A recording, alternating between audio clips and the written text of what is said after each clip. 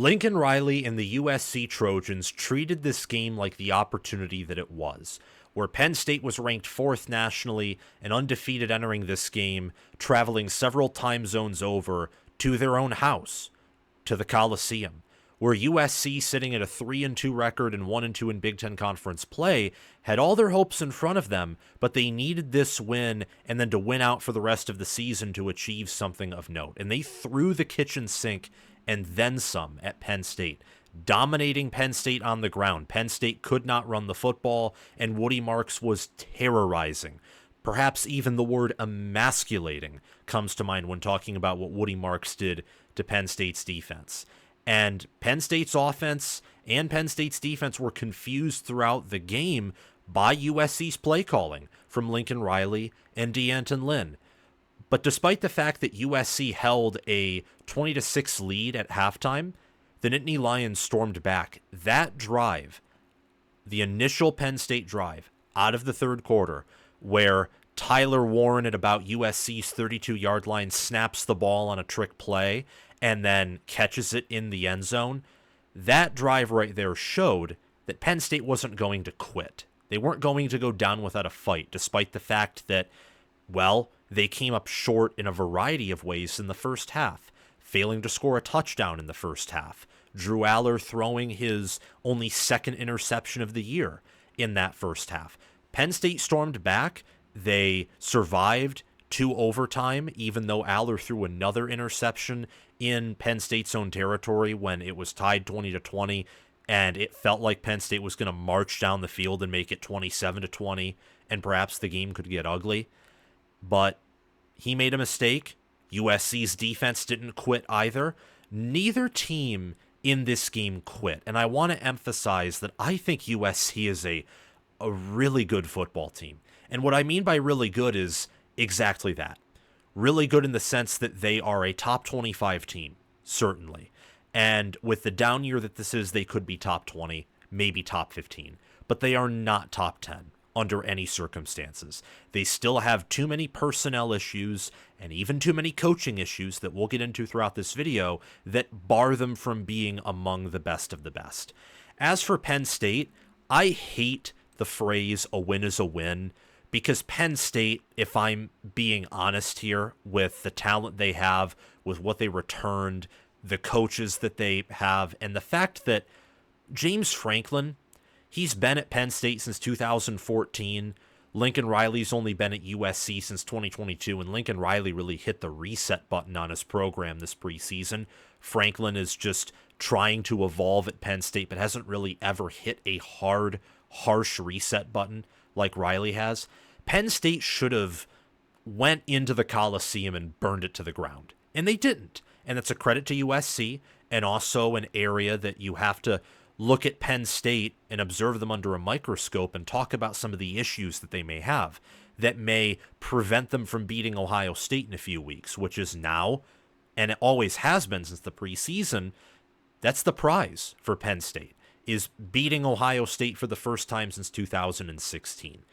But Penn State, they came out with a win, and in this type of situation, with Ohio State losing at Oregon by traveling across the country, with USC losing to Minnesota and also Michigan traveling across the country, UCLA losing at Penn State, Minnesota barely escaping at UCLA, Washington losing to Rutgers in cross-country travel, also losing to Iowa, Michigan losing to Washington. It's hard to travel 3-4 time zones from coast to coast and play an intense, highly physical, highly cerebral game like college football and come out on top. And Penn State did. So in this instance, I'm fine with saying a win is a win. But of course, we're always going to dive deeper than that here on College Football with Sam. And before we do, I ask that you just do a few things for me. Subscribe to the channel, click the notification bell, give this video a like, a thumbs up, comment your reaction to this game down in the comment section below, share this video around to other college football fans, and I beg you, join the Discord server via the link in the description or down below in the pinned comment. It's free. We talk college football 24/7. We're nearing 100 members, 100 on the Discord server, and it's only been up for about a month. I want to get that to 1,000 pretty quickly. Hopefully by the end of the college football season. That's a very ambitious goal, but with your help, I'm pretty confident we can do that. So thank you very much for doing those things for me. Again, like, share, subscribe, hit the bell, comment. All of those things help the channel get more engagement, more views, more income that we reinvest into the channel. And it helps you too, because I'll appear in your algorithm and you'll get more awesome college football content. We pride ourselves on being the best Big Ten football channel here on YouTube. And if you want to do something extra, check out my Patreon page or merchandise store via the link in the description or down below in the pinned comment, where you can purchase merchandise. And if you're a Patreon member of All-American Access, All-American Membership, or Heisman, you do get access to my weekly picks against the spread and straight up, which is just for fun. If you take advice from that, that's on you. But anyway, let's dive in and discuss this matchup. First and foremost, it's very interesting to me how this game went in comparison to Oregon and Ohio State. Oregon versus Ohio State was a lot more even. And in hindsight, it was a more normal game than this was. It was more exciting. It was a better quality game. But USC versus Penn State was really intense. It was very anxiety-inducing, just like Oregon versus Ohio State. But it was weirder. It was stranger. It seemed more, I don't know if esoteric is the right word, but we'll just go with that. Because you look at some of the success metrics like yards per play and points per play. Well, USC averaged 7.1 yards per play and 0.508 points per play. USC, I think, had their best game on offense the entire year, and Penn State's probably the best defense they've played all season long. I mean, in truth, what Quinton Joyner, Woody Marks, Deuce Robinson, Mekhi Lemon, and in part Miller Moss, and more so his offensive line did in this game, was stunning. And USC put on a clinic on their defensive line. Their D-line was down, injured, lacking depth, in part because of Bear Alexander's decision, and I heard that Gavin Meyer got carted off the field. They still held Penn State's rushing defense to 3.8 yards per carry without a single sack on Drew Aller, which is also weird because Penn State's offensive line has been much better at run blocking and helping the run game explode than helping in the passing attack, where Aller has been under duress at times this year. Penn State still had success on offense. They averaged 6.9 yards per play and 0.440 points per play. Those are good numbers. But USC outdid them there. The difference is, and this is where statistics can often be deceitful, is the reason Penn State averaged fewer yards per play and points per play is Penn State had 75 total plays, USC had 58. So Penn State had 17 more plays than USC did, and that roughly translates to Penn State having about a 5-minute possession advantage, having 28 first downs to USC's 16, and Penn State having 518 total yards to USC's 409.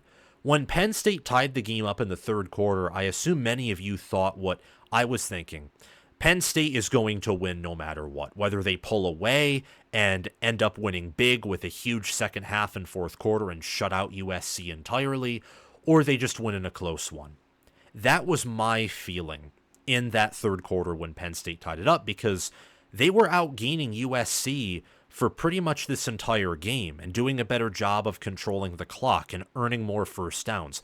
Penn State's game plan and execution was more sustainable than USC's, which is, circling back for the third time now, what I meant by USC throwing the kitchen sink at Penn State. They tried, off the top of my head, the Quinton Joyner fake end around to Zachariah Branch, which, was an end around to Joyner, but was faking the end around back to Zachariah Branch. The two weird screen passes to Woody Marks, a botched flea flicker that Woody Marks took for over 20 yards on the ground.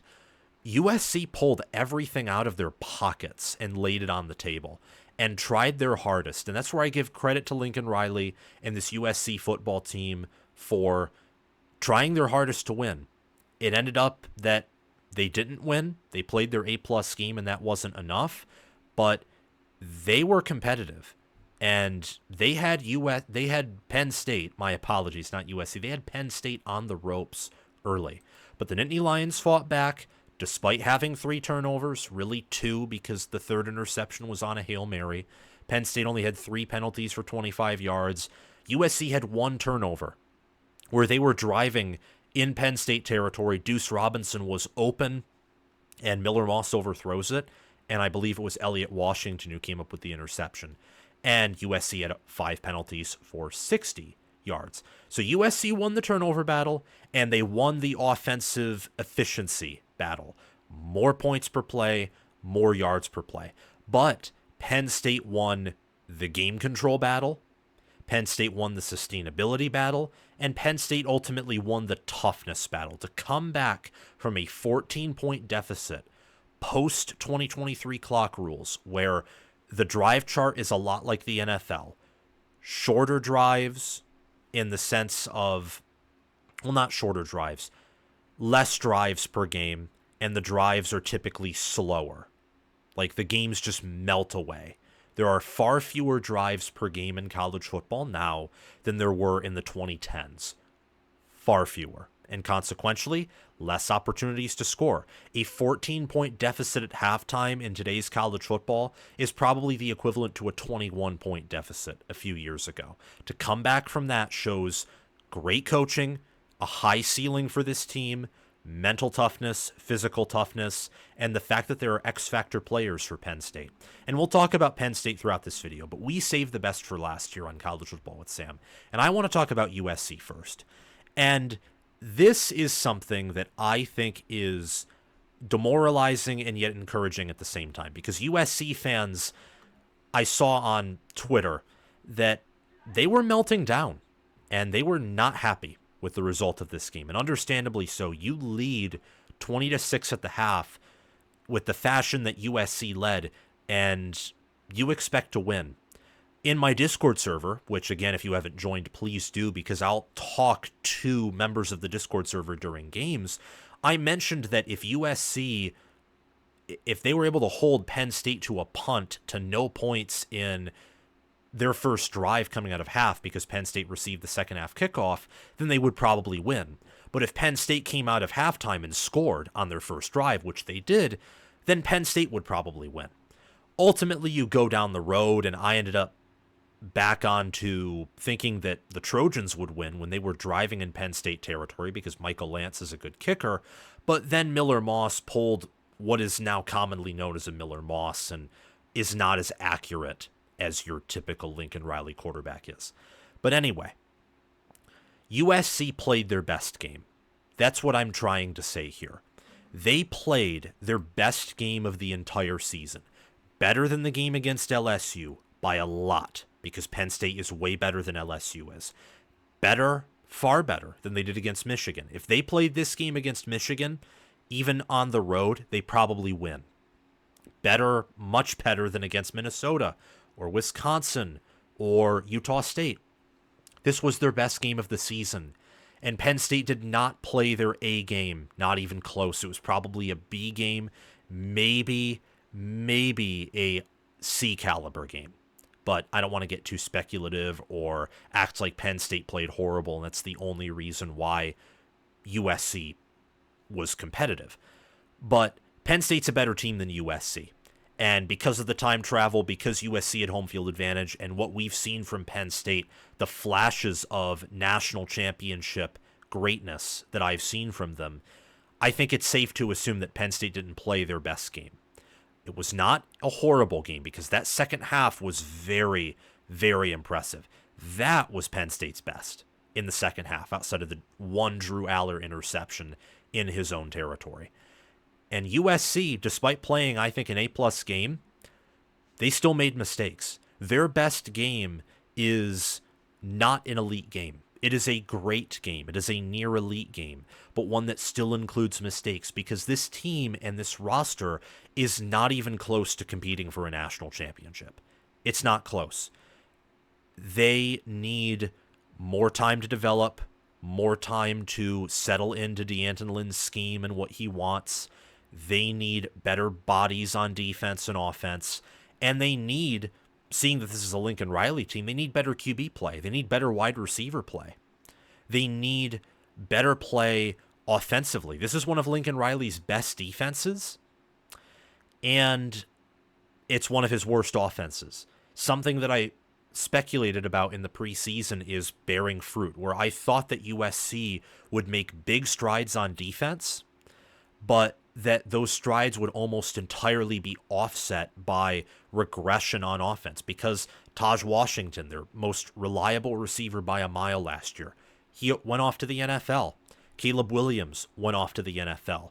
They lost their two deep at running back, and a lot of their offensive line departed.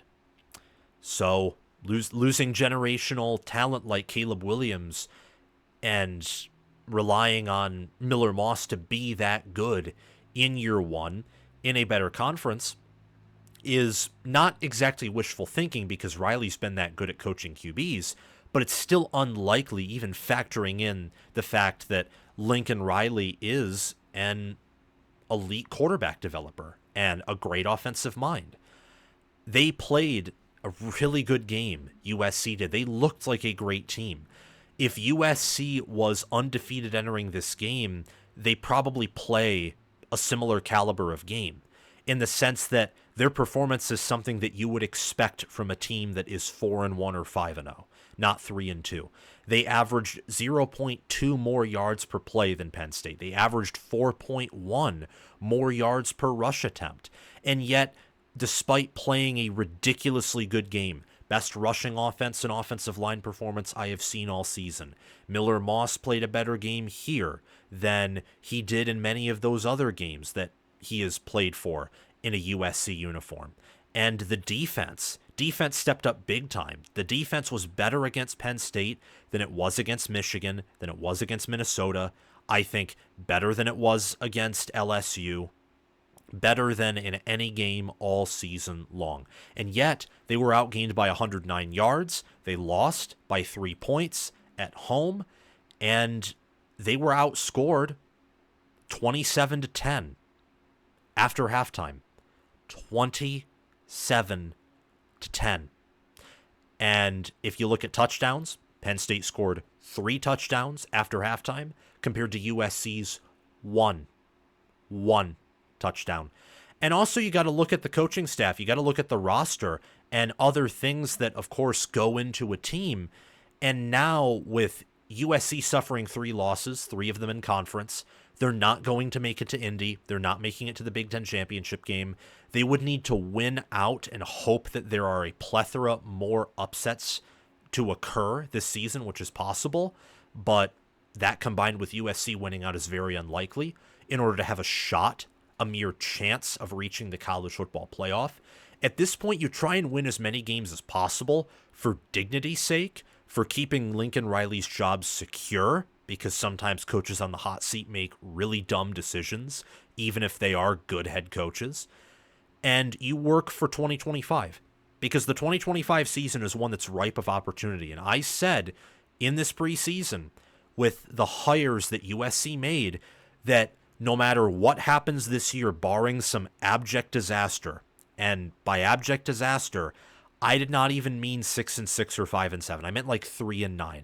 Barring 3-9, 4-8, a season worse than the worst season under Clay Helton, what you do is you keep Lincoln Riley through 2025, and because the defensive staff is in year 2, they get to recruit the players they want to recruit, bring in some more transfers that fit their scheme, and Riley's offense is going to be more experienced in 25 than 24, because this offense is full of young players and was very depleted after everyone from 2023 who had a big impact outside of Jonah Monheim left.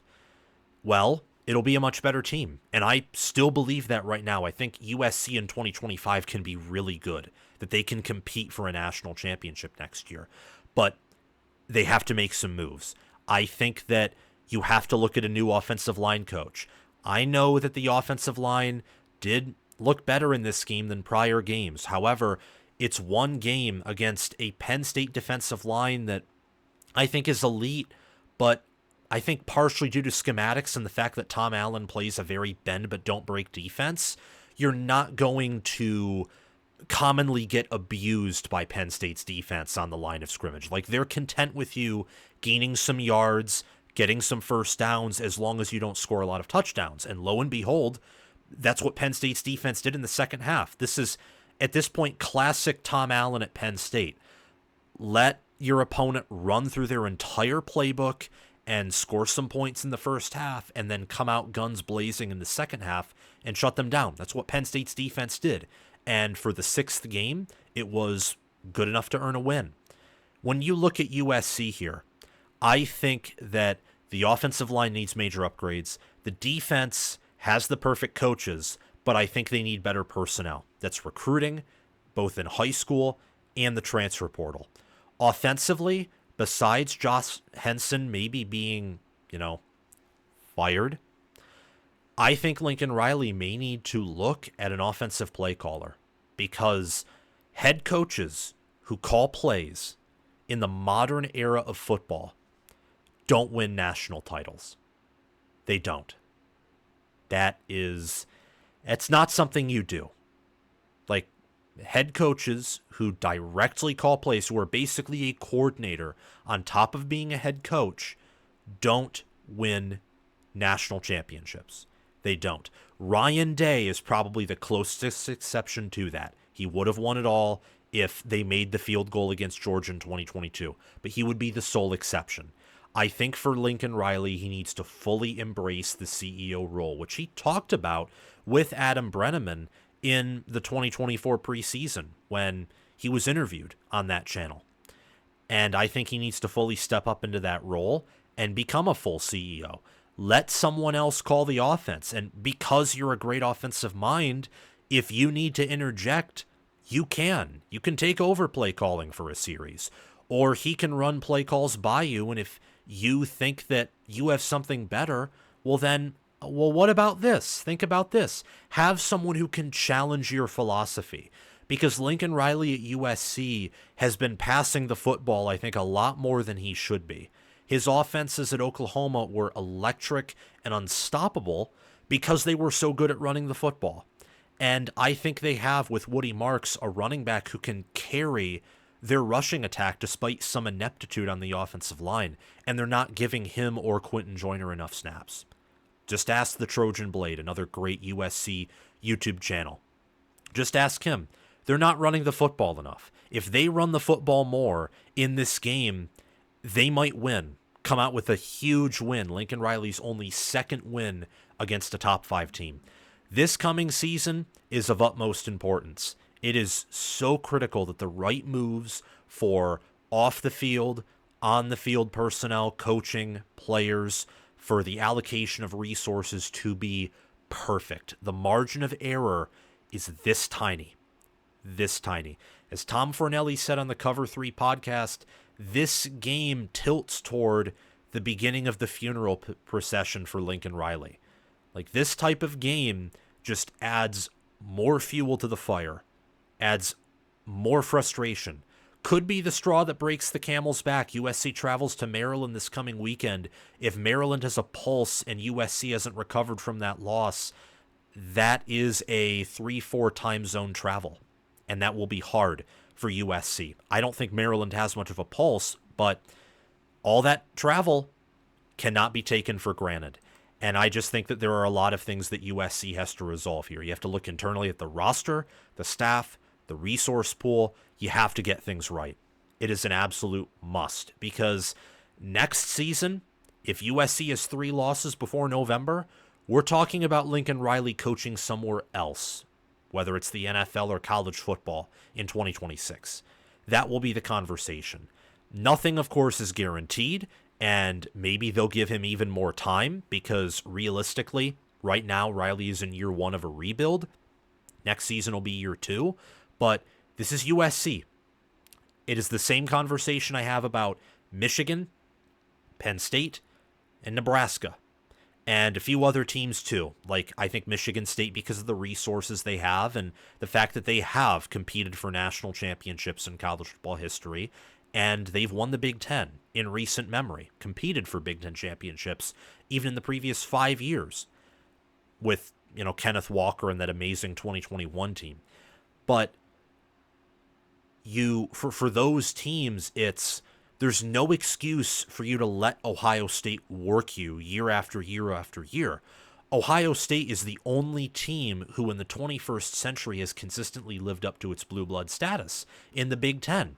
Penn State has had some really good years. Michigan won a national championship, and for the previous 3 seasons has more than lived up to its blue blood status.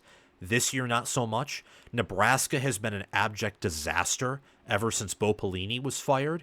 Michigan State, after Mark D'Antonio, has found no consistent success, and I think Jonathan Smith will change that, but the jury is still out there. And as for USC, after the Pete Carroll era, none of their seasons have finished with fewer than 2 losses. They haven't even made the college football playoff yet. What are we doing? So I think that for 2025, that's the year. Regardless of how this year closes out, unless USC somehow loses out and goes 0-6 in their final 6 games, or 1-5, or something like that, Riley should be kept entering 2025. It's too early to fire him. Just get through this year, try to beat Notre Dame or beat Nebraska, one of the few competent teams left on your schedule. Beat them, get some momentum in recruiting in the portal, pool up a ton of resources to invest in staff and roster changes, and there you go. There you go. Looking at Penn State here, I think that Franklin has an elite staff. What Kotelnicki and Tom Allen did in the second half was miraculous. The trick plays, Andy Kotelnicki, I think, pulling them out for necessity's sake, not for, oh, well, this looks pretty cool type sake. Penn State needed to get things going, and they couldn't run the football. They had 31 carries for 118 yards and a touchdown, averaging 3.8 yards per carry. If you told me that USC would run for 189 yards, a touchdown, 7.9 yards per carry on 24 carries before the game happened, and then you told me that Penn State would have 118 rushing yards, a touchdown, and 3.8 yards per carry, I don't know if I would have picked USC to outright win because I was that confident that Penn State would win, but my confidence would have been shaken, and I wouldn't have picked Penn State to win by more than a touchdown. I would have picked that to be a close win for either Penn State or USC. And honestly, with those numbers, I probably would have leaned toward USC. The fact that Penn State was able to win a game with USC outrushing them by 4.1 additional yards per carry, kudos to Kotelnicki and kudos to Tom Allen for finding ways to help the offense and defense step up when it mattered most. This is a team that has an elite staff. I don't know if this team roster-wise has the same ceiling that the 2017 team did, or that even last year's team did. Last year's team, if they had better offensive coaching, honestly may have beaten Ohio State in the shoe. Could have beaten Michigan in Happy Valley. And the jury is still out on this team and how good they are. I'm just laying the groundwork because FPI says that the 2017 and 2023 teams are like a touchdown better than this team is. I don't know if that's true or not, but that's what the power ratings say right now, at least FPI. I haven't looked at S&P Plus yet. I think Penn State is ranked right around where they were last year in S&P Plus, with a slightly worse defense, far inferior special teams, and a significantly better offense. But regardless of that, coaching is what matters, particularly in big games. And Penn State's coaching staff is elite. It is one of the best staffs in America right now. And I'm going to make a comparison to a team that was able to break through under a head coach who was notorious for also choking. Michigan in 2021, they went on the road to play against Penn State, noon local time, in Happy Valley, loud environment. Penn State at that point was 7-3. They had 3 losses. Michigan was 9-1. Michigan was a short road favorite. You're seeing a lot of similarities between that Michigan-Penn State game and this USC-Penn State game. And Penn State went up early. Michigan came back, and then disaster. Arnold Ebiketie, who is an elite college defensive end, sacks McNamara, fumble is recovered, and Penn State, they score. They straight up score. And Michigan needs to drive down and get a touchdown. And they do, with Eric All. And they win. They escaped with a win. A win where Michigan teams any year before under Harbaugh would have lost. Because Michigan that year had Sharon Moore as their OC, and they had Mike McDonald, now Seattle Seahawks head coach, as their defensive coordinator. It was an elite staff. It was Jim Harbaugh's best staff at Michigan to date, and the 22 and 23 staffs were even better. Penn State right now has that type of staff breakthrough, where Michigan, for example, probably was more talented in 2016 than they were in 2021. Like, they had more NFL players on that team. The ceiling and floor of that 2016 team, just solely roster-wise, not factoring in coaching, may have been higher than the 2021 team. I don't know for certain. There's arguments for the 2021 team to just straight up be better than 2016, even if the coaching staffs were similar. But the 2016 Michigan team was dominant, a lot like the 2017 Penn State team. And 2021 Michigan was not as dominant. They weren't. But they showed up in the big games. And against Ohio State, they were dominant. Whereas against Ohio State, the 2016 team folded. This Penn State team gives me similar feelings. This Penn State team feels like Jim Harbaugh teams from 21 to 23, where elite second half adjustments, they show that they have the potential to win it all. They can be clutch. I'm very impressed with what I'm seeing from Penn State on a coaching angle. And you look at the second half for Penn State, they had 27 points forced, only allowed 10. They outgained USC in yards. The difference between the first half and second half were night and day. Not as much for USC. Remember, USC's initial drive was a 3-and-out, and then they were able to move the ball. And USC had a few 3-and-outs in the second half, but at times were able to move the ball as well. The biggest change in this game was how Penn State functioned from the first half to the second half. That was the team that changed the most. Penn State was playing like, honestly, a pretty underachieving football team in the first half. And then they played like an elite team in the second half. If Penn State can put one, maybe two games together where they play for 60 minutes like they do in the final 30 minutes of the game, they can win the Big Ten. Believe me. And if they somehow, I don't know if this is likely based off of what I've seen through 6 games, but if they can put together 3 games, let alone 4 with that type of performance, well, they can win it all. And we'll get to that in a few minutes. But this staff is elite. James Franklin is a coach that is pretty heavy coordinator dependent, but something that I got to give Franklin credit for is I think he knows he's coordinator dependent because he's hired some pretty good staffs over the previous several seasons in his tenure at Penn State. And something that I think is obvious is the fact that Tyler Warren is college football's best tight end. He had a legendary, once-in-a-lifetime performance against USC where he had over 200 all-purpose yards, 1 of 1 through the air, 9 passing yards. He had 1 carry for 4 yards, 17 receptions for 224 yards, and a touchdown. Tyler Warren right now, through 6 games, and Penn State is probably going to play, actually they're definitely going to play in 7 more games. And barring disaster, they'll play at least in 1 playoff game, which means that there won't be opt-outs. So Tyler Warren, if healthy, is probably going to play in 7 more games for the Nittany Lions. Right now, Tyler Warren has 513 receiving yards, 4 receiving touchdowns on 40 receptions.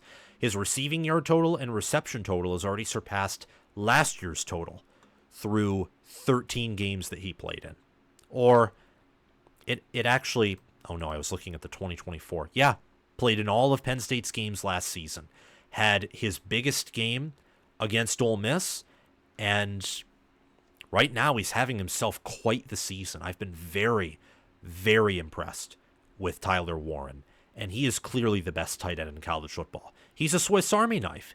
You can use him occasionally at quarterback, whether Wildcat, and since he played quarterback in high school, he has some prowess in the passing arena. You can use him to straight up run the football. You can use him to block. You can use him to snap. So you can use him for trick plays. And obviously, he's a receiving threat, both with the deep ball and also the intermediate and short pass in the passing game. He's an elite tight end, and I got to give him accolades there. And with Kotelnicki as his offensive coordinator and players like Katron Allen, Nicholas Singleton, who have their own unique skill sets, Julian Fleming stepped up in this game. Penn State's offensive line stepped up in pass protection. Drew Aller, he made some mistakes, but man, he stepped up. He had to put the game on his back. He did. Because Penn State only had 31 carries because they were failing to cross that 4 yards per carry mark consistently. Aller had 43 passing attempts. And I think that is a career high, even higher than last season when against Ohio State, he was passing the football a ton. Yeah, look at last year against Ohio State, 42 passing attempts. That was a season high for Aller, his career high. Surpassed that last night as we're recording on Sunday with 43 passing attempts. Had 30 completions, 391 passing yards. He averaged 9.1 yards per pass attempt, 3 picks, really only 2 because of the Hail Mary, but it still happened, so we got to count it. 2 passing touchdowns. Tyler Warren had 224 receiving yards and 17 receptions, but if it isn't broken, don't fix it. And Harrison Wallace stepped up. Nicholas Singleton stepped up. Julian Fleming stepped up on some 4th down conversions.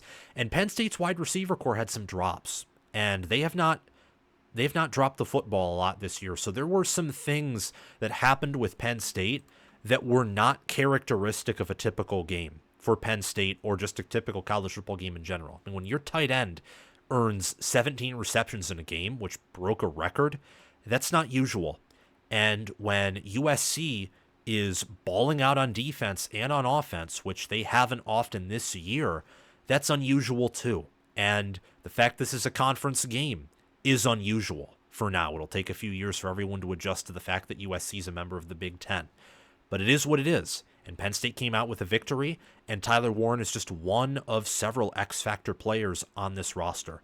And this leads me to my conclusion that I will talk about very briefly, where I think this team can win a national title. They would not be my favorite. I would favor Texas. I would favor Oregon. And currently I would probably, though I'm not as convinced on this as I am with Oregon and Texas, I'd probably favor Ohio State to win a national title over Penn State. But though, I mean, if you're 4th in odds to win it all, and I think that is where Penn State is, I don't think Alabama is this team to be scared of if you're the top 3 in the Big Ten. Penn State doesn't play Indiana. They don't play Michigan. Their toughest game outside of the Ohio State game is going to be on the road at Wisconsin, who blew out Rutgers, and we'll talk about that in a future video. But they're still not top 25 in power ratings, and they still have a few losses. And Georgia right now, Georgia has major issues. I'm not going to say that Georgia is top 2 in winning the national championship odds until I see what they do against Texas. And Tennessee looks bad, very overrated. So the Nittany Lions, I think, are in a good position to win it all, to compete for a national championship. And I don't think they will win it, by the way. I would strongly lean toward Texas or Oregon right now.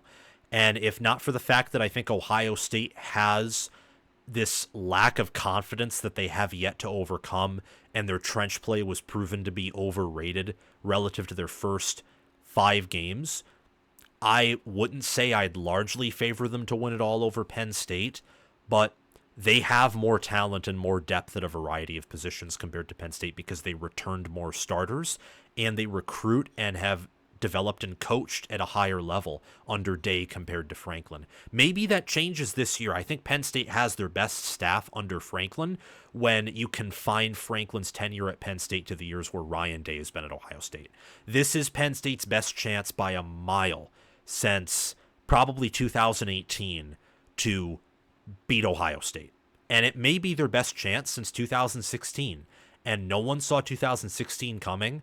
And based off of what I'm reading, I don't think many people are picking Penn State to beat Ohio State this year. We'll see where I am in a few weeks if I still hold that opinion like I did in the preseason, but there's an argument for Penn State winning that game right now. If they play 4 quarters at their peak like they did in the second half against USC, I will tell you they can beat anyone in the country with that type of play. If Ohio State plays the way they did against Oregon and Penn State brings that second half team for 60 minutes in Happy Valley, they're winning that game. They'll get a bunch of yards in Ohio State's defense. They'll keep them honest with the ground game. And because Penn State's healthier on defense than Oregon is, and I think they have a better defensive front, well, I think they'd find 1 or 2 or 3 drives to really slow or shut down Ohio State's offense. 1 out of 11. 1 out of 11. That is what Penn State is relative to all undefeated teams. There are only 11 undefeated teams remaining in college football. Penn State is one of them. Only 9 teams are 6-0. Penn State is one of them. And the offense and the defense have an elite ceiling. I like to spend a ton of time on games that I think deserve large conversation or large amounts of conversation. This was one of them. And before we close out, Tyler Warren was the MVP of the game. 237 total yards, 1 touchdown, and 19 total plays. That is an MVP performance. Him and Drew Aller and Andy Kotelnicki, and also Tom Allen for making the adjustments. Those 4 people saved Penn State's season. Saved it. Because now, unless Penn State somehow loses to Wisconsin or Minnesota, their toughest games outside of Ohio State, they could lose to Ohio State and still have Franklin's best season by win-loss record of his tenure, and consequentially probably host a playoff game when it's all said and done. Everything that Penn State wants, that they could possibly want, is still within reach after what was a scare, but a clutch win by the Penn State Nittany Lions. Thank you all so much for watching this video. Remember to like, subscribe, hit the notification bell, and comment your thoughts down below. Thanks to Crash2488 and Brasco Rascal for sponsoring this video and channel, and kind of little OH as well for being Heisman members. Thanks to Chris Lane, Ismar, Tyler Nye, and Jilton Cush for being All-American members. And thanks to John Lynn, Roaming Gnome, Matthew Sale, Austin Christmas, Joshua Jorgensen, and Will Loftus for being all-conference members. Check out my Patreon page and merchandise store via the link in the description or down below in the pinned comment, and also join our Discord server. Thank you very much. Go Trojans and go Nittany Lions. See you soon.